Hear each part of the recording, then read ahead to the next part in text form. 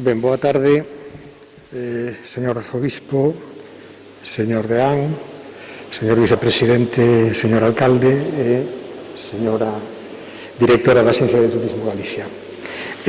Hoxe este acto sirve para presentar un proxecto editorial que naceu na súa concepción hai 3 anos e medio, xusto a raíz do desenvolvemento dos traballos de restauración e rehabilitación da catedral que se están impulsando desde hai 5. Ao fío, precisamente, desa actuación restauradora, os membros da comisión que representamos a Fundación Catedral, na comisión mixta coa Xunta para a xestión, dirección, supervisión técnica e administrativa das obras, consideramos que era moi importante impulsar a oración en curso.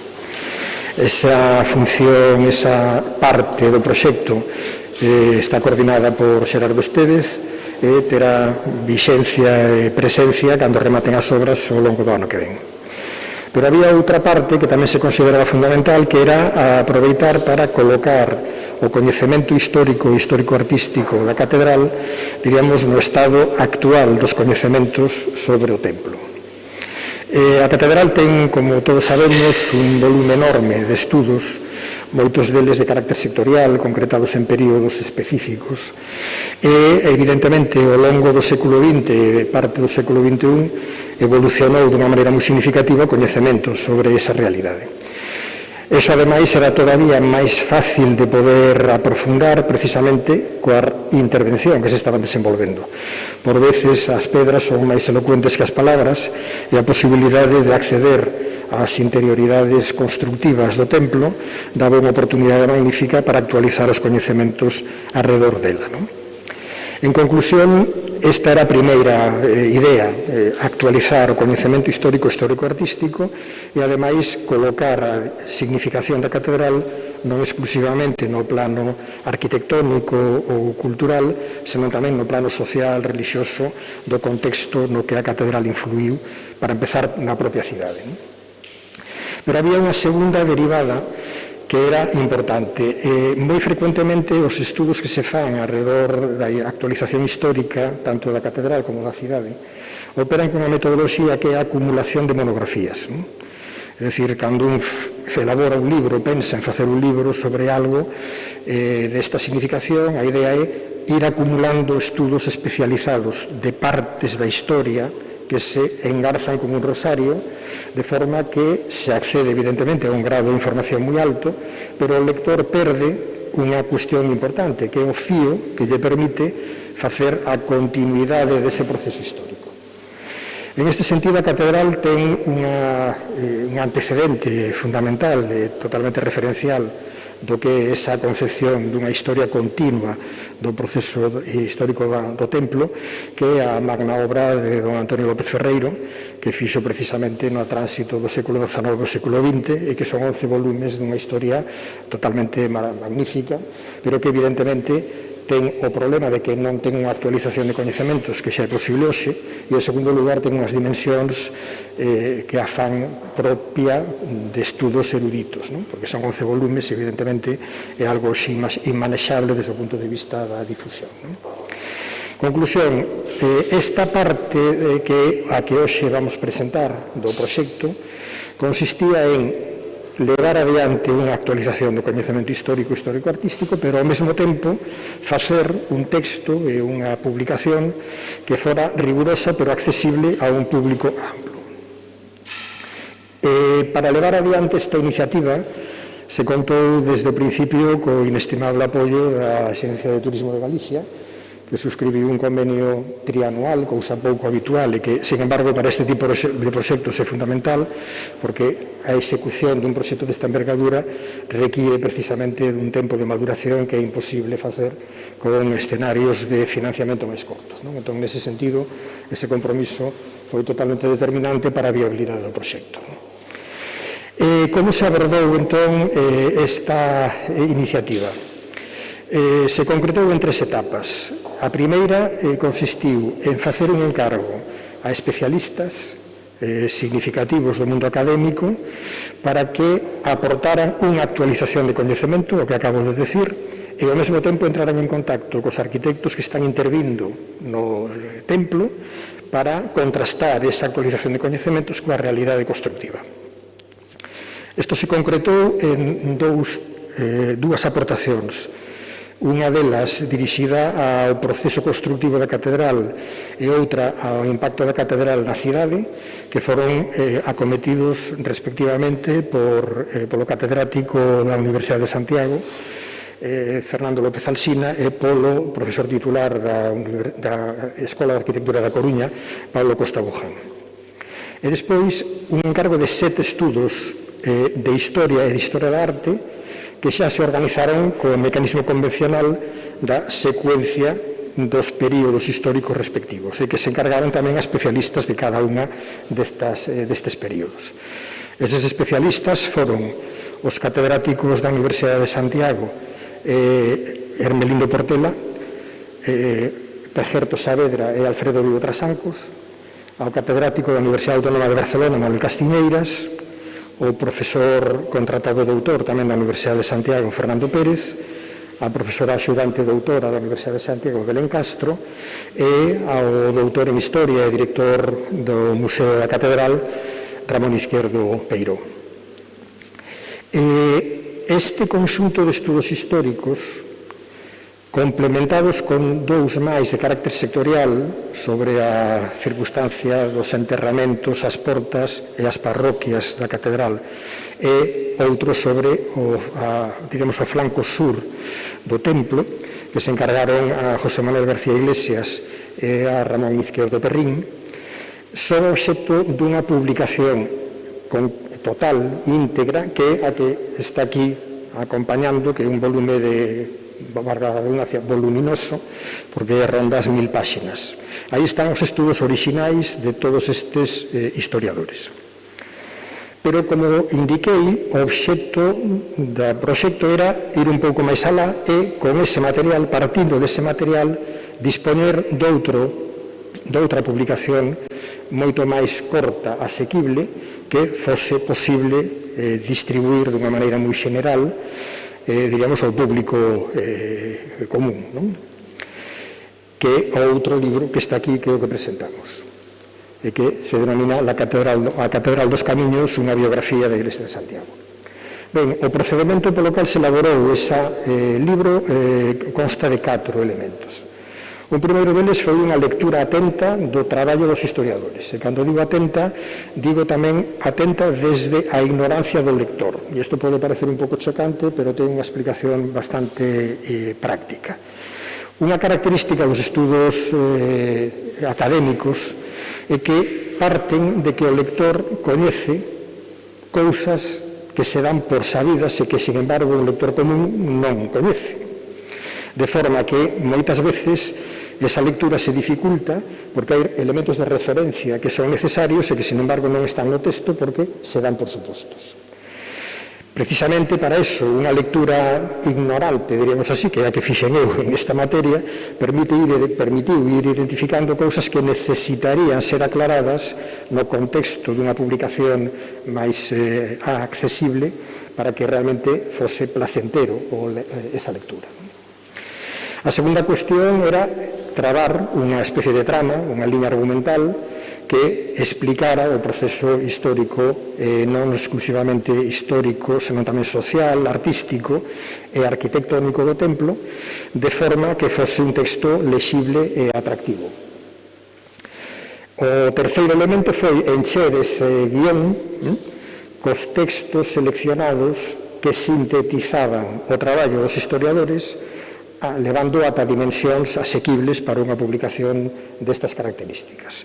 Aproximadamente, o volume de síntesis que foi necesario facer foi de unha cuarta parte. Do total do texto se seleccionaron unha cuarta parte precisamente para conter e explicar o proceso que está no libro que agora presentamos. E, por último, completar os ocos que era necesario integrar para que o texto tivese unha formulación continua, agradable e diríamos, comprensible, non? E que non fose a salto, senón que tivese unha unidade de tal forma que o lector non perciba esta, diríamos, composición a trozos que é o que realmente está detrás do libro. Obviamente, o resultado dese traballo foi sometido de novo a consideración de todos os especialistas, primeiro para que correxiran, matizaran algunhas cuestións e ao mesmo tempo para que, diríamos, deran a súa conformidade ou que expresaran o acordo de que realmente a síntese que estaba feita aí respondía fundamentalmente o máis importante que había que contar dese proceso. E por último, quedaba un aspecto fundamental. Este texto era, desde o principio, imposible de concebir se non partía dun aparato gráfico moi potente, porque é moi difícil explicar de unha maneira comprensible, só con palabras, cousas que necesitamos ver. Neste sentido, se fixo unha acumulación de material gráfico, fotografías, reconstruccións infográficas, ilustracións, recuperación de elementos documentais, que se integraron para poder ilustrar o libro, nun sentido en que a ilustración non consiste só en facer ameno, senón que a ilustración encade información e acompaña o texto para que o lector poda ter unha visión completa e satisfactoria desa relación entre a parte gráfica e a parte textual. Desta parte gráfica, a coordinación foi asumida por Pablo Costa Buján, ao que xa me referín, e o traballo de coordinación entre esa parte textual que é a que levei eu adiante e a parte gráfica que coordinou Pablo foi fundamental para o resultado final do libro, que se concretou nunha maquetación que nos consideramos que é elegante e, ao mesmo tempo, nunha produción de alta calidade, porque ao final a editorial que asumiu a edición do libro é un selo editorial do Grupo Planeta, que é Lumber, que ten unha amplísima experiencia na publicación de libros desta calidade. Ben, este, diríamos, o resultado que hoxe se pon a disposición do público é que conta con 3 edicións, unha en galego, outra en castelán e outra en inglés. Pero xa para rematar me gustaría destacar dúas cuestións importantes.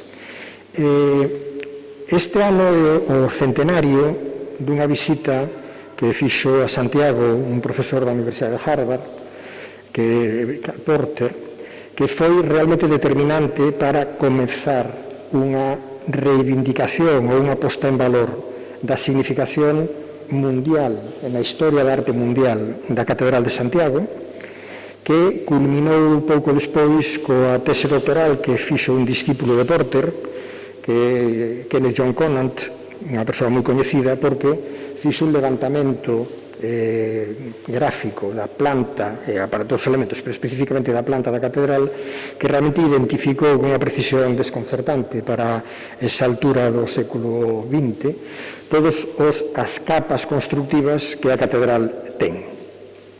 Desde o principio había a idea de que esta publicación fose en algún sentido un homenaxe a esa efeméride que supuxo realmente unha reivindicación da significación patrimonial da Catedral de Santiago á altura do que merece na historia da arte universal. E isto conecta con outra idea que é tamén importante destacar.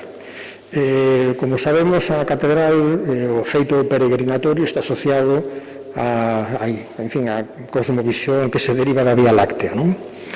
Cando observamos o ceo, nos dá a sensación de que estamos observando unha realidade presente, pero, bueno, a ciencia nos fai saber hoxe que cando miramos o ceo realmente o que estamos vendo é a luz que nos chega hoxe da orixe das estrelas, que cada unha ten a súa antigüedade, a súa vixencia, o seu tempo, de forma que aquilo que nos dá a sensación que é algo presente, no fondo é unha imaxe de moitos niveis de pasado distintos, non? Algo parecido é o que é a Catedral de Santiago. É moi importante que cando se observa o templo se teña en conta que é unha entidade que hoxe nos cautiva desde o punto de vista do presente, pero que no fondo nos está falando dunha historia milenaria que está presente na construcción da pedra e que nos fala, evidentemente, dunha conexión espiritual, non? Que se mantivo durante 1200 anos e que hoxe nos sigue chamando a todos dunha maneira directa. En conclusión, creemos que este libro pode ser unha forma de invitar a unha peregrinación, neste caso xa non no espazo, senón no tempo, porque nos permitirá a xente que se adentre nel facer ese percorrido do que é a trayectoria histórica da catedral, que, a fin de contas, a trayectoria histórica do fenómeno xacobeo. Nada máis e moitas gracias.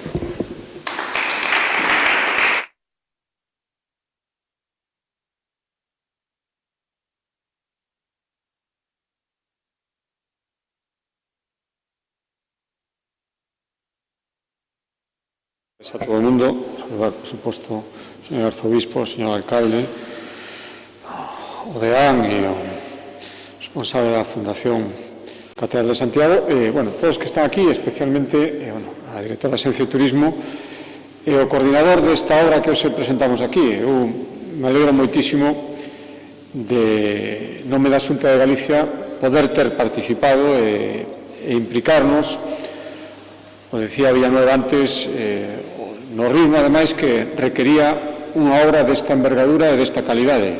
Creo que todos os expertos en informática e en novas tecnoloxías e en realidad virtual, ao final coinciden no mesmo. Cando se quere que algo perdure realmente, o que hai que facer é imprimilo, e así perdurará sempre.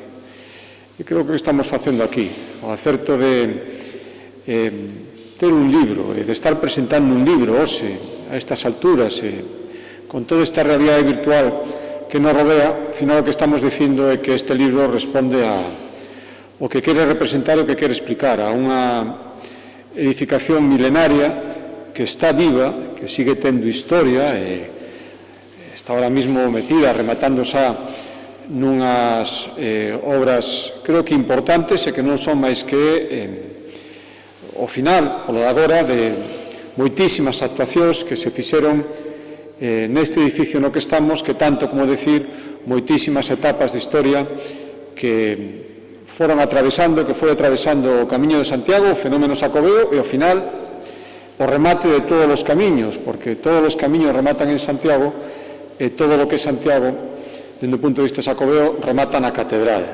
Por tanto, facer un libro que lle faga xusticia, que explique todo, feito ademais unha obra coral, feita por expertos, co difícil que é iso. Ao final, eu tuve unha ocasión de, semana pasada, de botar unha vista moi por enriba, e dende a miña ignorancia de tantas cousas que aquí se explican, a impresión, e creo que ao final haberá moitísimos lectores que teñan a mesma impresión que eu, a impresión é que é unha obra moi potente, moi ben feita, e que, insisto, lle fai xustiza a todo o que quere explicar.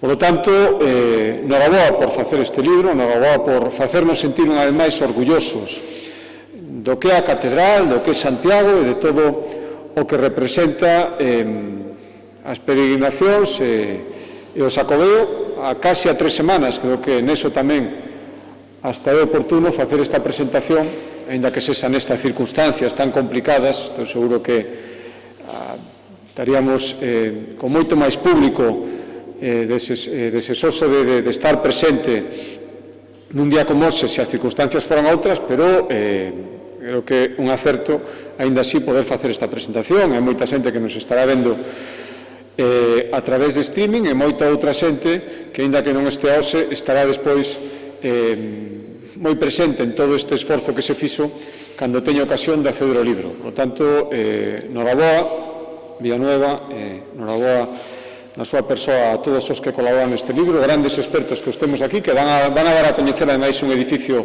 que ten moito máis que aquilo que se ve ou que se pode ver normalmente, e que, coñecendo ben, pois claramente podamos entender moito mellor aquilo que calquera persoa que chega a Santiago despois dunha peregrinación pois ve, percibe moitas cousas, pero esas cousas tamén é bo explicalas e explicalas ben, e este libro está feito para eso. Por lo tanto, creo que poucas veces a intervención e apoio da Xunta de Galicia a través da Xencia Galega de Turismo está tamén justificada para poder presumir de algo que temos, dixo, hai centos e centos de anos, pero que, como ten vida propia, e vou interpretar esa vida, explicala e dala a coñecer. No tanto, noraboa e gracias pola oportunidade que a Xunta de Galicia participara nesto que para nós é moi importante. Moitísimas gracias.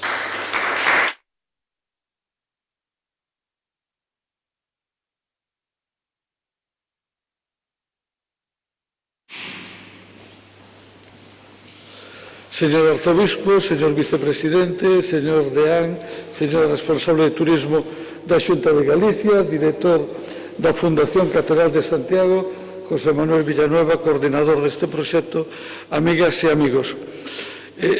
Estou vendo o título do libro, A Catedral dos Camiños, unha biografía da Igrexa de Santiago. Bueno, son dous aspectos fundamentales do tema que nos ocupa hoxe, a Catedral dos Camiños, pero é inseparable da historia de Santiago. Santiago nace ao redor da Iglesia de Santiago, nace ao redor dos camiños, nace e crece e se desenvolve ao redor da Catedral de Santiago. Nada do que temos na nosa cidade, ou prácticamente nada, sería posible se non fora por ese inicio, desde a nosa universidade, a propia configuración da cidade ou incluso o feito mismo de ser capital de Galicia no día de hoxe. Pero tamén penso que probablemente a Catedral de Santiago debe ser un dos monumentos, desde logo de España, pero incluso a nivel mundial, que ten máis libros publicados ao redor del. Eu non sei cantos títulos haberá publicados acerca da Catedral de Santiago, pero probablemente centos deles. Entón a pregunta é: que é novo, que nos aporta de novedoso un novo libro, ainda que sea un traballo dunha calidad extraordinaria como este, sobre a Catedral de Santiago? Lóxicamente, sempre un libro novo é unha boa noticia, mais aínda cando se produce chegando xa ao Ano Santo. Estamos preparando o inicio, a apertura da Porta Santa, aínda que sea un Ano Santo tan excepcional como todos e tan especial como poucos, pero ao longo dos 900 anos casi que levamos de Anos Santos, me parece que van 128 ou algo así, saberá o señor Deán, eu non me atrevo a dar unha cifra exacta en este momento, pero creo que debe ir sobre 128 máis ou menos. Dice, en todos eles teñen concurrido circunstancias de todo tipo de condición e circunstancias absolutamente extraordinarias, non tan atípicas como as deste ano, pero ainda así o día 31 se abrirá a Porta Santa, empezará o Ano Santo, todos empezaremos a celebralo. E se producen circunstancias, algunhas delas moi complicadas, pero outras delas extraordinariamente positivas. A primeira que máis nos chama a atención a todos nós é que poderemos ver unha Catedral de Santiago como nunca a viu ninguén. Ningunha xeneración anterior tuvo a oportunidade de ver a Catedral nas condicións en que nós a imos a ver. As diferentes intervencións producidas, entre elas moitas separadas por séculos de historia, os que producían esa intervención vían a intervención, pero o resto da Catedral, o resto do patrimonio, o vían en unhas condicións moi diferentes. Esta xeneración imos a ter a oportunidade no ano 21 de ver unha Catedral que brille en todos os aspectos, o barroco, o románico, incluso o renacentista. Todas as actuacións das diferentes épocas podrán brillar coa mellor luz que sea posible, e as podremos ver todas a vez, cousa que non fixo ninguén. Seguramente na Catedral de Santiago a obra magna de referencia probablemente sea a obra de López Ferreiro da historia da Catedral de Santiago. Ata agora é unha referencia inexcusable. Construída, publicada a finales do século XIX e principios do século XX, en día de hoxe resulta bastante asombroso como cos documentos e os datos que podía dispoñer en aquel momento foi quen de construir esa historia. Posteriormente, nos falou moi ben José Manuel Villanueva de Conan e dos outros expertos que contribuíron a poñer en valor este monumento, este edificio, que é unha referencia fundamental do catolicismo e, por tanto, do cristianismo, pero que, desde o punto de vista dos seus valores artísticos, contén valores que van máis aló do ámbito estritamente religioso. Sin lugar a dúdas, o elemento religioso é o elemento que lle dá orixen, é o elemento que o explica e o xustifica, pero é evidente que ten valores que persoas de diferentes condicións religiosas poden apreciar e valorar como unha parte moi importante da historia cultural da humanidade. Creo que isto nos ofrece unha oportunidade extraordinaria que, de alguna maneira, este traballo ven a poñer en valor e ven a aproveitar, que é a oportunidade de todo ese conocimento acumulado, sobre todo dos últimos 100 anos de excavacións, de exploracións, a propio conocimento que hoxe hai dos arquivos da Catedral de Santiago, moi superior. Probablemente en ninguna época tuveron unha posibilidade de asistir, de estudiar arquivos digitalizados como temos en este momento. En outros tempos eso era unha labor casi inabarcable, precisamente. Bueno, pois eu creo que todo isto que nos ven a poñer en valor todo ese traballo feito. Eu tuve en ocasión, non vou decir que poiden ler o libro porque o recibín hai moi pouco tempo, pero sí, simplemente dunha visualización máis ou menos superficial, permite darse conta de dous aspectos. Un é a extraordinaria calidade do libro. Desde logo, a extraordinaria calidade da súa presentación, a extraordinaria calidade dos seus documentos gráficos, pero tamén se pode apreciar a solvencia do contido técnico, do contido histórico, do contido artístico da propia obra. En suma, creo que é un bo principio do Ano Santo. A Catedral se viste de gala e este libro contribuye a poñer en valor e a difundir e a dar a conocer o espléndido traballo feito na Catedral de Santiago. Pola miña parte, máis nada, agradecerlle á Xunta de Galicia e á Axencia de Turismo de Galicia a súa sensibilidade para a edición deste libro, desde logo a José Manuel Villanueva, a súa solvencia que coñezo sobradamente acreditada, pero que apoña o servicio de unha obra tan oportuna e tan interesante como esta. Moitos parabéns e moitas grazas a todos.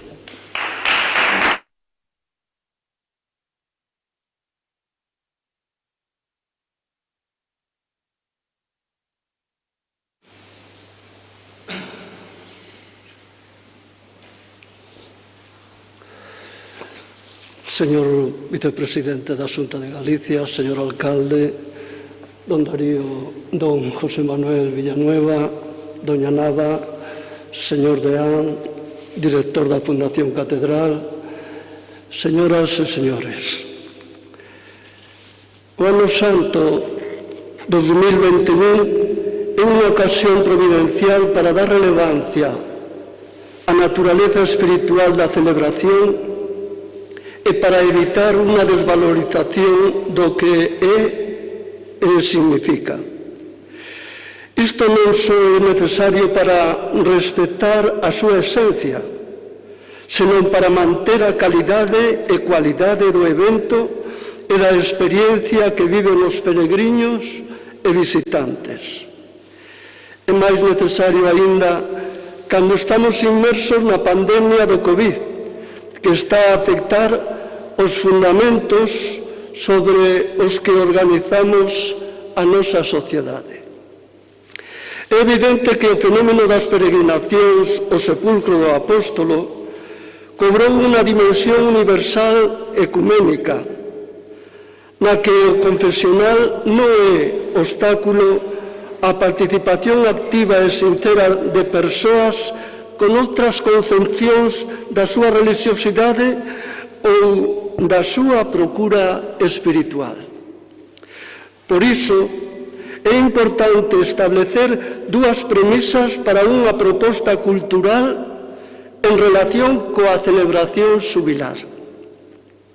O espiritual ha de ser o centro sobre o que se articula ou sobre o que articular as actividades.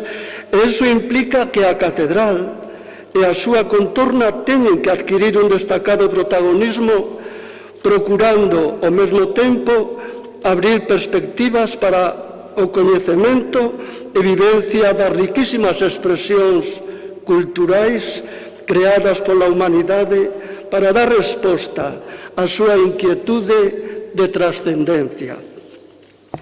A beleza é un ben no que é factible manter o espírito ecuménico e aberto da dimensión espiritual. Por iso, no marco da acción dunha peregrinación física, a idea de transitar o camiño da beleza considérase un lema oportuno para presidir a dimensión cultural do Ano Santo. O Camiño da Beleza é o título do documento final elaborado pola Asamblea Plenaria do Pontificio Consello para a Cultura que tivo lugar os días 20, 27 e 28 de marzo de 2006. O texto trata da necesidade de resposta por parte da Igrexa ao desafío da evangelización da cultura. Como di o documento, a resposta a ese desafío debe ser atopada na vía pulcritudinis, en o camiño da beleza, un instrumento válido para a evangelización do home e das culturas actuais. En palabras del Papa San Juan Pablo II, la Iglesia no es solo custodia de su pasado, es sobre todo animadora del presente de la comunidad humana, con miras a la construcción de su futuro. Por tanto, incrementa su patrimonio de bienes culturales para responder a las exigencias de cada época y de cada cultura. Y se preocupa asimismo por entregar cuanto se ha realizado a las generaciones sucesivas, para que también ellas beban en el gran río de la tradición de la Iglesia. Respondiendo a este enfoque, la Iglesia compostelana desea desarrollar dos líneas culturales integradas en su acción pastoral: la creación de belleza y la transmisión de la belleza creada. La primera responde a la idea de contribuir a incrementar el acervo artístico asociado a la catedral y al fenómeno jacobeo. El estímulo a la nueva creación ha de tener una presencia viva en una acción cultural digna de la dimensión universal alcanzada por la Casa del Señor Santiago. La segunda es divulgar y poner a disposición de los fieles peregrinos y visitantes el patrimonio artístico ya acumulado, cuya actuación conecta la experiencia presente de las personas con las vivencias de generaciones y generaciones desde hace más de 2000 años. A estas dos intenciones responde el libro que estamos presentando, La Catedral de los Caminos, una biografía de la Iglesia de Santiago. Es el reflejo de la genealogía, geografía e historia de esta catedral, que es un referente no solo para Santiago, para Galicia, para España, para Europa y para otros continentes. No olvidemos que a partir de la aparición del sepulcro del apóstol Santiago, con el correr del tiempo se construyó este santuario de singular belleza y ornato. Como dice Torrente Ballester, quedaba fundada Compostela, la ciudad espiritual, desde el mismo momento en que el apóstol la eligió como sepultura, la histórica y terrena, desde que Alfonso el Casto mandó edificar la primera basílica. Ambas estaban desde el principio en la mente de Dios. Los hombres, un año y otro, entre dolores y alegrías, fueron realizando en piedra y en gracias espirituales los esquemas divinos. Hasta aquí Torrente Ballester. Esta publicación, por un lado, supone poner a disposición de fieles y peregrinos un bello objeto, un elemento patrimonial más nacido de la Iglesia de Santiago.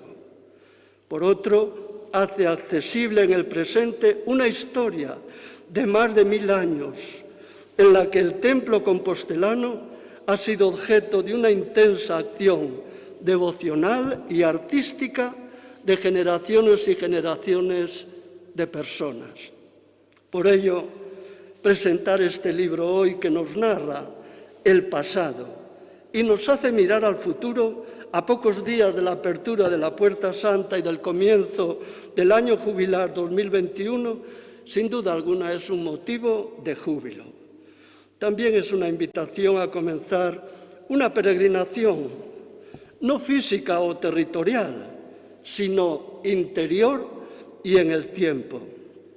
Metafóricamente podría decirse que el apóstol Santiago nos espera también en las páginas de este libro.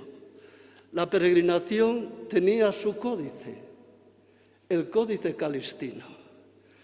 Yo creo que, si se me permite, se puede decir que a partir de ahora nuestra catedral también tiene su códice. En esta obra espléndida y magnífica que sin duda alguna va a causar, yo estoy seguro, mucha impresión. Agradezco profundamente a quienes de una u otra manera han contribuido y colaborado a hacer esta obra. Esa es, sin duda alguna, para todos nosotros un motivo de satisfacción que yo creo que también llegará a tantas y tantas personas que puedan acceder a ella. Ojalá que esta obra sea el códice de nuestra catedral. Así lo deseo. Muchas gracias.